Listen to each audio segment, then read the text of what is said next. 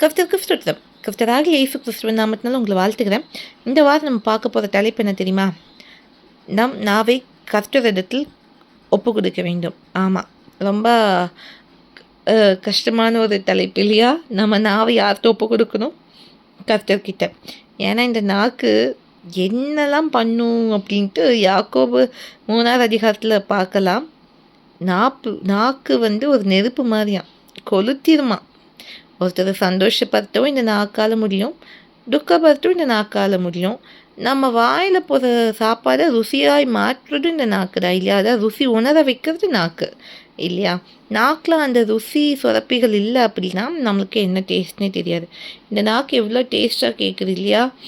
அப்போது இந்த நாக்கை நம்ம ஃபஸ்ட் யார்கிட்ட ஒப்பு கொடுக்கணும்னு தெரியுமா? கர்த்தர்கிட்ட. ஏன்னா இது எப்படிலாம் பேசும் நம்மளுக்கே தெரியும். நம்ம நாக்கை குறித்து மற்றவங்க நம்மக்கிட்ட சொல்ல வந்தால் நமக்கே தெரியும் இல்லையா?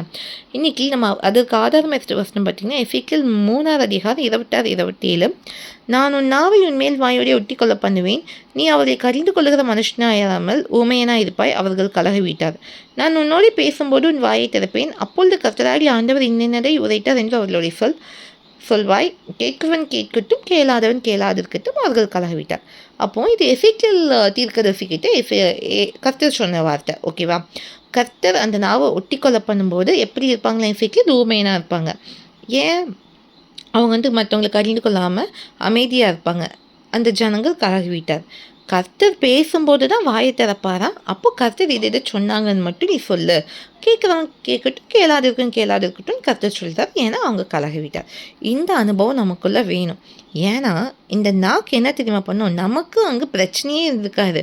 தேவையில்லாமல் யாரோ பேசுறதுக்குள்ள உள்ள நுழைஞ்சி அந்த பிரச்சனையை இன்னும் நமக்கே வந்த மாதிரி பேசி சின்ன பிரச்சனையை பெருசாக மாற்றி விட்டோம். ஆனால் இன்றைக்கி நம்ம நாவு எப்படி தெரியுமா இருக்கணும்? நீதிமானுடைய நாவு சுத்த வெள்ளின்னு வேணும்னு சொல்லுகிறது. அது மற்றவங்கள போஷிக்கணும். நம்ம வாய் அதாவது மற்றவங்கள எப்போ கர்த்தர் சொல்கிறாரோ அப்போ கடிந்து கொள்ளணும், எப்போ சொல்லி அப்போ அமைதியாக இருந்துடணும். எல்லா விஷயத்துலையும் தலையிடக்கூடாது.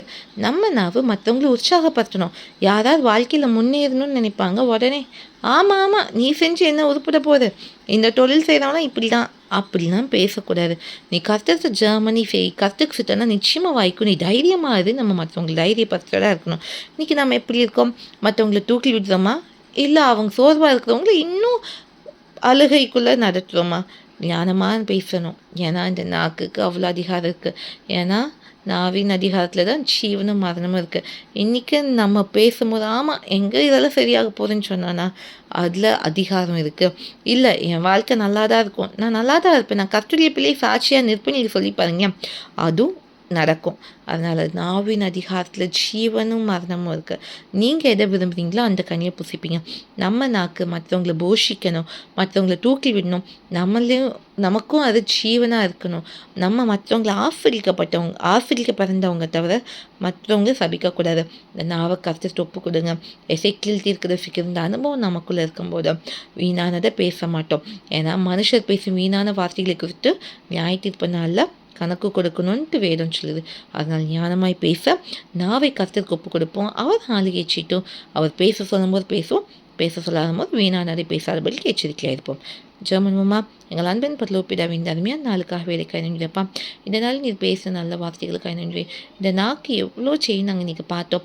எங்களுக்கு தெரியும்ப்பா எங்கள் நாக்கு அநேக நேரத்தில் வீணானதையும் மற்றவங்களை துக்கப்படுத்தும் துன்பப்படுத்தும் தேவையில்லாமல் பலவீனத்தை குறித்து பேசுனீங்க. அப்படி இல்லாத படிக்க எங்கள் நாவு ஆரோக்கியமாக அப்பா பேசணும், மற்றவங்களை ஆஸ்வதிக்க பேசணும், மற்றவங்களை போஷிக்க பேசணும். எங்கள் நாவு சுத்த வெளியாய் மாற்றுங்க.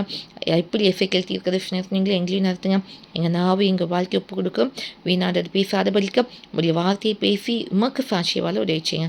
இதை பற்றி செய்ய மகிமைப்படப்பதற்காக நன்றி.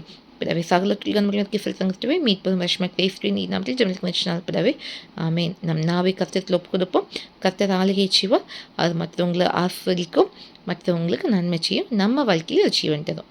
கர்த்தர் சுத்தமான இன்னொரு வீடியோவில் உங்களுக்கு சந்திக்கலாம். கர்த்தவங்களை ஆசிர்வதிப்பாராக. ஆமேன். அல்லேலூயா.